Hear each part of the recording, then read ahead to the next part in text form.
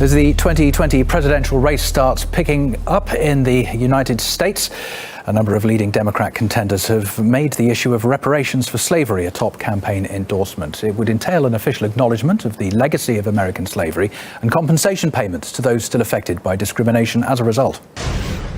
So is it long overdue or misguided? With me now is attorney and author Reese Everson and also social commentator Anthony Brian Logan. Both welcome to RT again.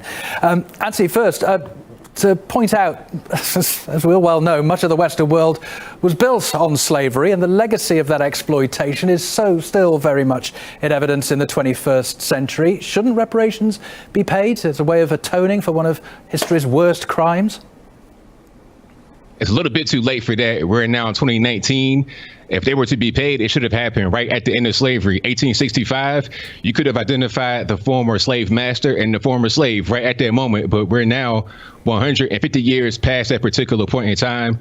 Who's going to pay it? People that did not have slaves. Nobody alive today in 2019 was a slave back then. So what are we getting paid for? Who's getting paid? Why are they getting paid? It's no more than a campaign promise from Democratic hopefuls trying to get some kind of attention out here. Reese, is this even workable, this plan? ABL.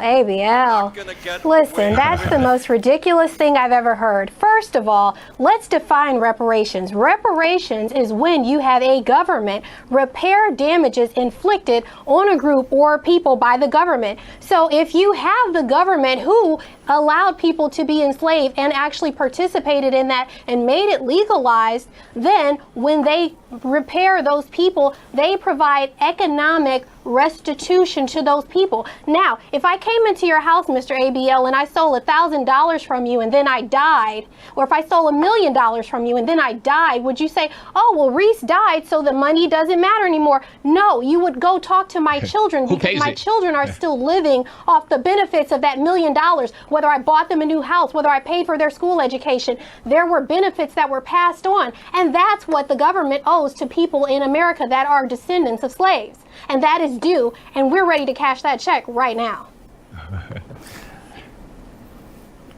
Anthony, who pays? I mean, that's my thing, because she's talking about, okay, the government did it back then, but nobody alive today in the government was in the government back when it happened. You're talking about people that are the descendants, but not even the descendants, because most people in this country, especially white people, came after slavery. So what are we really talking about? If I go into government, am I responsible for slavery because I'm in the government now because of what prior governments have done? And if we go by your example of somebody stealing something from somebody, okay, they did it, I didn't do it. Just because somebody's granddad stole something doesn't mean I'm responsible for it. If somebody's granddad was a serial killer and then they found out 100 years later, you don't go after the kids and say, okay, you got to go to jail now, or you got to pay back some money because of what your grandfather did. It makes no sense. You know who did it. You should have been able to catch them while they were alive, punish them while they were alive, and not punish people that have nothing to do with slavery at all. It's absurd. So even if we still have this great imbalance with among the black communities in the United States, Anthony, who is going to pay for it then? Because there are still white communities that have white privilege and get where they are based on their ethnicity, don't they? Why shouldn't they pay a little towards redressing that balance? What is white privilege? I think that's we can't talk. We're not. Go ahead.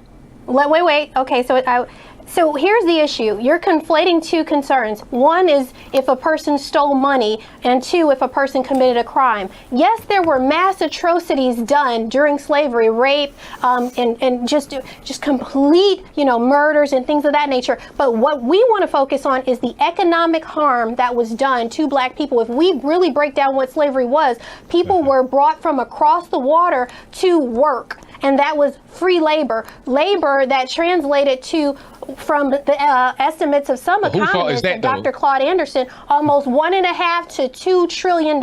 And so what we have to do now is have the U.S. government say that they are going to study and figure out how to go about repaying that $1.5 to $2 trillion. But whose fault is that? That amount of money still can be paid.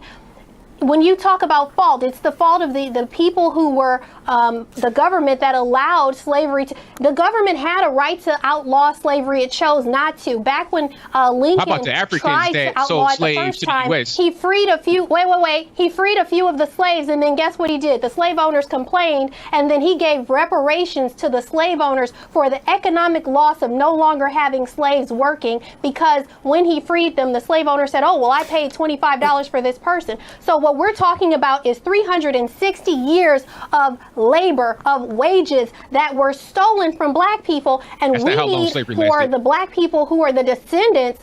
We need for the descendants. See, here's what's even better about it. Because when you get into it, it's not just slavery. It's Jim Crow. It's redlining. It's reverse redlining. It's the GI Bill that was not that black people were not allowed to participate in. So what we have is generations and years, hundreds of years of systematic discrimination and shutting out of economic access to black people, and that has to be repaid. Anthony? That's what reparations is. Oh, there's a lot there to really address. I mean, you're talking about Jim Crow. Since when did segregation and, bank policies about lending equate to slavery? I don't really understand, but we'll talk about the government thing here for a minute. If we're going to blame the government of the USA, even though nobody is alive wait a minute, even though nobody's alive right now, 2019, that was alive back then, why not talk about the kingdoms over there in Africa, like the Dahomey Kingdom? Their whole empire, their whole kingdom was based on exporting slaves. Let's not forget, we've all learned in school that it was called the slave trade, not the slave kidnap. The slaves are already right there, procured by the Africans to sell to the Arabs first and then to the Europeans. So we can talk about reparations. Why not go back to Ghana, Nigeria, Benin, Togo, Burkina Faso, etc., and then tell them, hey, pay us back the money. We're talking about the government of the USA, although nobody is alive that came from that particular point in time. And then we're trying to incorporate other things that just happen to be oppressive, or we feel like they're oppressive, into the and then the thing about it is, who's going to pay it? You're talking about the government. The government is funded by the people. That means me. That means you will pay for it. So how does it make any sense? Like I said, it would have been more reasonable to have the former slave owner pay the slave when reparations would have been due, which is at the end of slavery, not right now. It makes no sense. This whole argument, it's no logic here. Let me tell you how many times the U.S. government has repaid people for atrocities or harms done. First, we can start with the slave owners that Lincoln paid in D.C. Then we could start with the money that was taken from the Freedmen Bureau and given back to the slave owners again as reparations to the slave owners. Then we could talk about how the American Indians were given at least $27,000 annually from the Indian Bureau. Then we could talk about how after World War II, we sent over $7 billion from the Marshall Plan to rebuild Italy and Germany. Then we could talk about Japan in the Point Four Plan after we bombed Hiroshima and Nagasaki, how we sent money over there. Then we could talk about the Japanese Americans who were given $20,000 for being in the internment camps. And then we could talk about the Puerto Ricans after the Spanish War, the Mexicans after they lost the war to America and and we got New Mexico and things like that. So, and then we can go even further and say that there are people who are being given money in Israel because they live below the poverty line and they're descendants of people who suffered during the Holocaust, which didn't even take place on American Everybody gets soil. aid. That's not reparations. Both of you, you're proving my point. If I could so just both if we have ask that much money to help everybody else, I just want to both ask you, is there a problem for the people that we know were harmed on American soil? Is there a problem with the way that this is just being packaged up, that it's being called reparations for historical wrongs as a way of kind of absolving the guilt of current and living memory governments who have allowed this level of inequality to perpetuate through the United States of America? That if you can dress it up as saying, well, we're paying for something that happened in the past, instead of saying we should be tackling this now. And I'm sorry, but governments who are still alive, people who are still in Congress, haven't done anything about it for decades.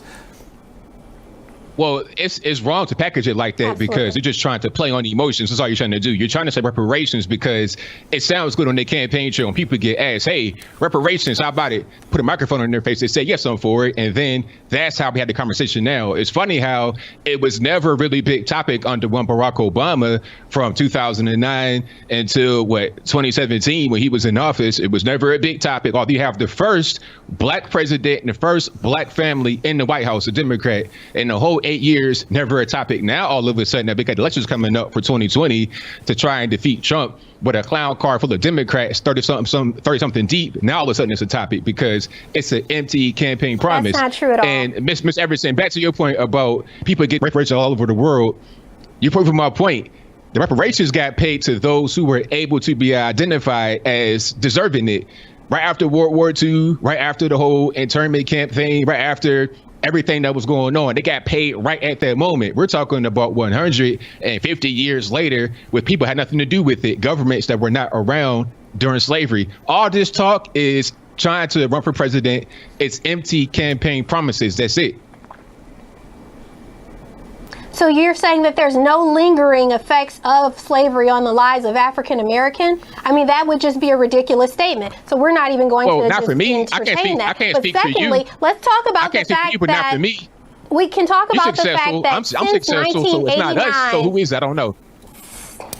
That makes you an exceptional person. That does not mean that you're not affected or have lingering effects what's of the slavery. percentage of us that are affected by slavery in a negative way? How many of us can say slavery is the reason why I'm not doing right in the world? Before we go here, let's clear up something. H.R. 40 was introduced by Congressman John Conyers back in 1989. There's been an annual push by members of Congress to address or even study, because here, let's go here. Do you realize that H.R. 40 that was introduced by Cory Booker in the Senate is really just a request to have a study on what the effects of slavery are? Because guess what? America's never even studied the effects of slavery on black people. They've never sat down and said, we know that as a government we sanction this experience, but we don't even know how far that experience reaches because no one's ever studied it. How much do we owe black people? No one's ever studied it. Why? Because the government has literally buried its head. It's paid out everybody else and turned its back on the black people in America who have given so much to want to just strive to be a part of this country and with their blood, sweat, and tears. They paid the money when it was due, whether it's not hundreds of years later. Years, that's irrelevant. The point is the effects how long are we going to continue this narrative? 200 years, 300 years, 5,000 years? How long are we going to continue the narrative? At what point do we say we're past slavery? We're going to stop it now because the buck stops here. Hopefully my generation will stand up and say that the buck stops here, so we don't have to go on with this any longer. Just quickly, both of you, because we've only got a couple of minutes left. I want to ask you, Reese, a few people will find it suspicious that so many Democratic election contenders are going to be jumping on this particular bandwagon to a core voter base that they've taken, let's face it, for granted in previous elections. Yes. Absolutely. African American people have been beholden to the Democratic Party, and we've given our vote. We've given our vote. We've given our vote. We came in because there was hope, and we wanted to see change. We wanted to be part of the change, and everyone else's basically their agenda has come before that of black people. When we have to realize that we can't just lump all of the issues of black people into, this solution that's going to lift all the rising boats, a rising tide lifts all boats. That's not the point, because only African Americans were considered 3/5 of a human being. Only African Americans were enslaved. And so when you look at what was done specifically to African Americans, only African Americans were redlined and forbidden from, well, not just only, but for where Jim Crow. That wasn't a law. That was some policies of some banks. It was not a law. Just quickly then, finally, to Anthony, what would you say to those struggling communities in America below the poverty line with rampant crime? If, however it's packaged up, if there was a chance of investment or money coming in to try and get those people out of poverty, you would say no because it looks like a political token. It's a political game. It won't happen, first of all. It's an empty campaign promise. There are plenty of government programs out there that are given to these low-income communities. They're not used properly. Really, what it does, it keeps these communities in a dependent state, and they're never able to get out of it. Like Ms. Everson said, we've been beholden to the Democratic Party for a long time, about 50 years or more, with no positive results. In the year 1960, we had an 80% two-parent household rate. In 1960, during all this racism, segregation, all this and that, now we have nearly a 73% single parent household rate, and most prison inmates come from a single parent household. The Great Society, the welfare state, all those things have really ruined us, and more money from the government won't help in fixing that. OK, the only thing it seems to prove is that it's polarising. Anthony, Reese, thanks very much for joining us on RT. Good to have you both on. Thank you. Thank you. Thank you.